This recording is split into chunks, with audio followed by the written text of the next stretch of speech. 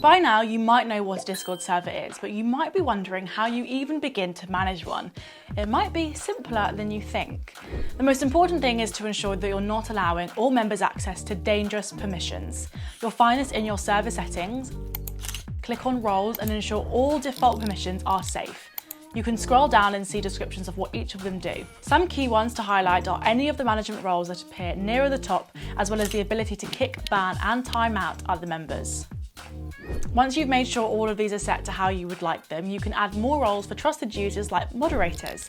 This role can have some of the more risky permissions enabled, so they can help you manage the server.